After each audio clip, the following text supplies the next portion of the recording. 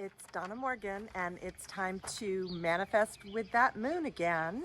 And this one is going to be a full moon in Libra on March 28th or 29th, depending upon where you are on this planet. And you can look that up.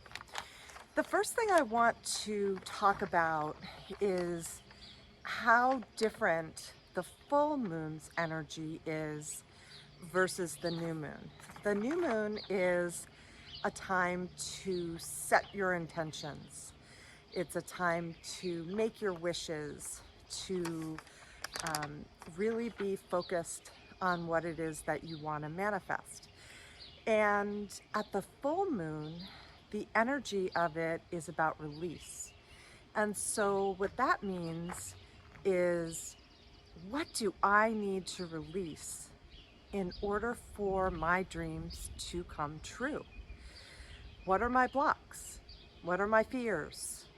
Do I have toxic mindset issues? Do I have toxic people in my life that it's time to let go of? Maybe they're not in alignment with who I am at this point. Toxic situations, maybe something that's just going over and over and over again in your mind, something that you don't feel good about that you did or said. Time to release that. It's a time of forgiveness and gratitude. It's a time to heal and really look at ourselves and let go. Because when we can do that, then there's nothing in the way, right, of something new showing up, of something new creating. And of course, you know me, I'm the Ho'oponopono queen. The full moon is an absolutely aligned time to be working with Ho'oponopono. Because Ho'oponopono is all about forgiveness. It's all about release. It's all about letting go of any blocks so that you can get to zero, so that you can get to the void, to divinity, to clarity, and get those aha moments that you may not have ever thought of if you were still reliving the past or feeling guilty about something, ruminating on who knows what. Our minds can do a lot in only 1 minute. So imagine what it's like all day. So when we intentionally work with forgiveness and gratitude and letting go with Ho'oponopono, I'm telling you, magic happens. I get new ideas, new opportunities that just show up out of the blue, out of absolute nowhere. Literally, sometimes it feels like miracles are happening. And so I work with Ho'oponopono all the time, every single day. If you've been watching me at all, you know that that's true, that I wake up every morning, I do ritual with Ho'oponopono. I say it all the time in my head. If something's bothering me, it's a constant. But with something like the full moon, I like to use one of Morrnah's longer prayers. Morrnah was the Hawaiian kahuna that updated Ho'oponopono to what it is today. And it's not that Ho'oponopono is still not utilized in the ancient ways. It is. But what Morrnah did basically was to say, you don't have to be in the group, in person, with the people that you're feeling all these feelings around, or where you don't feel like things are in balance, and work it out in person. You can do it in your own mind, because we live in a quantum universe. And so if we do it in our own mind, it's going to affect that person, those people, that situation, just as it would if we were all together, okay? So she created some longer, what she called prayers. You can call it whatever you want. Um, sorry, that's my dog. Hey, Blue, enough. He's protecting the castle. And here is a longer one that I like to use at the full moon because it is such a powerful time. And what I do is I write down a list of everything that's bothering me. Whether it's something that happened with a person, whether it's something I'm ruminating over, whether it's a negative belief or thought or pattern that I can't seem to let go of. It's all on this list in front of me. And then I say the prayer, which I have to read from a paper because it's long.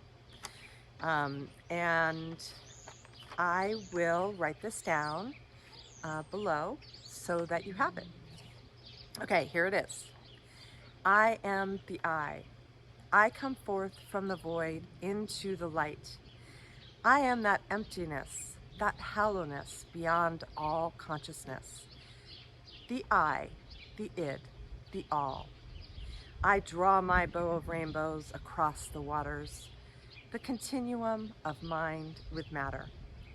I am the invisible, untouchable breeze, the undefinable atom of creation. I am the I.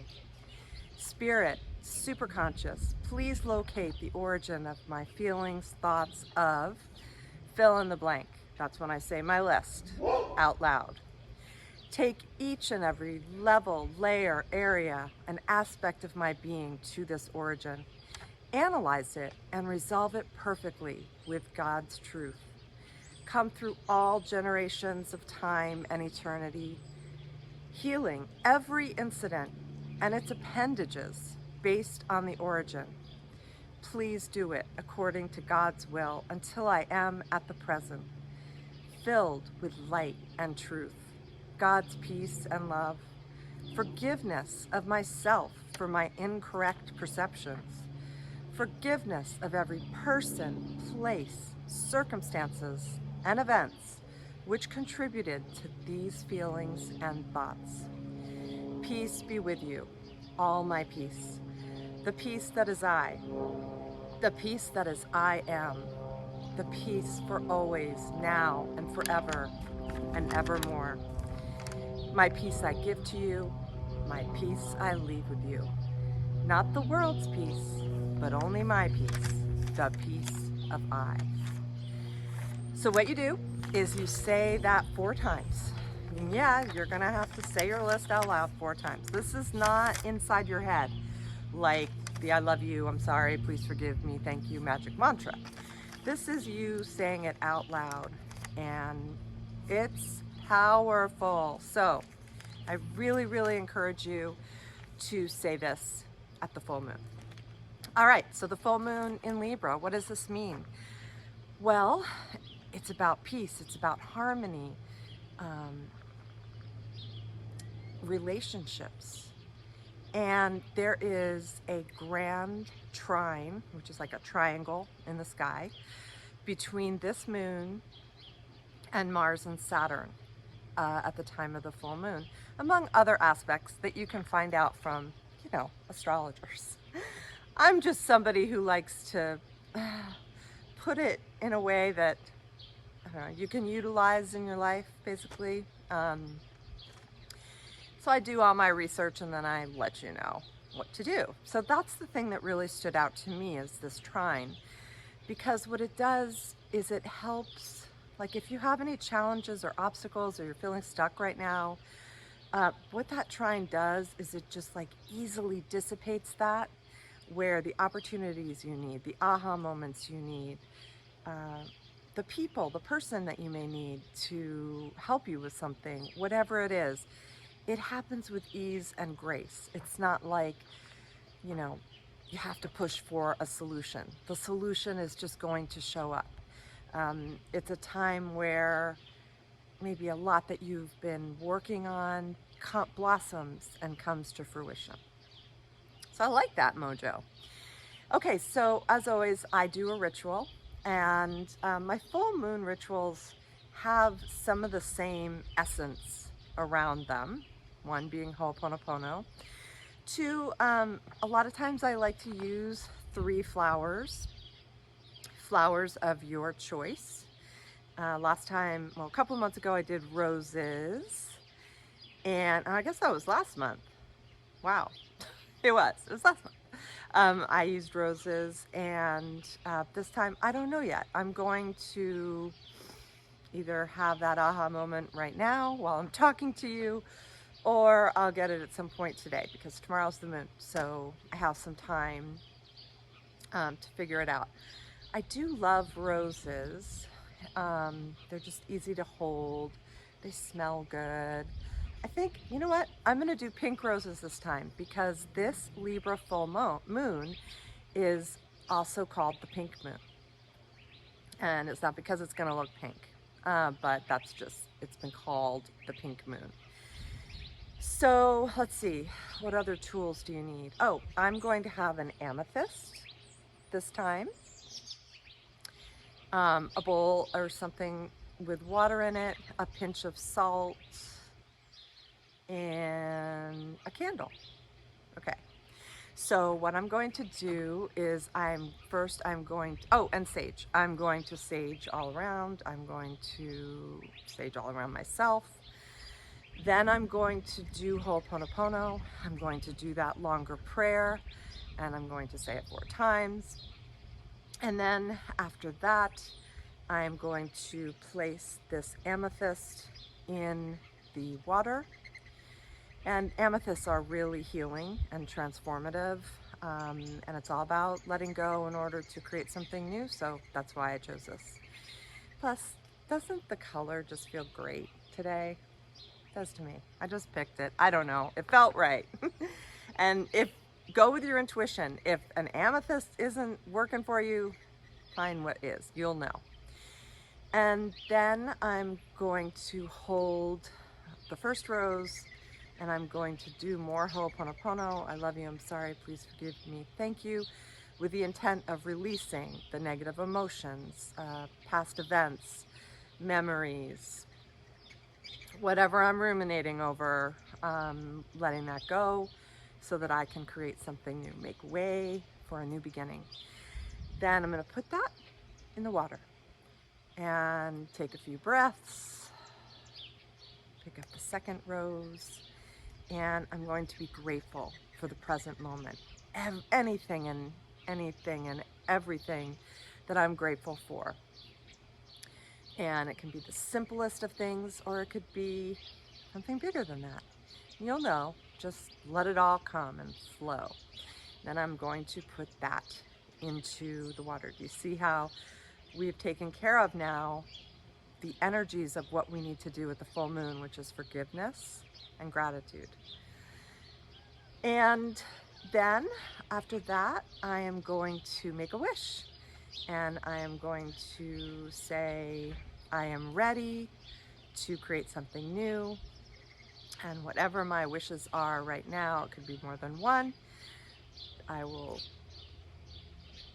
basically push that energy into the rose and put it in the water, get a pinch of salt, and throw that in.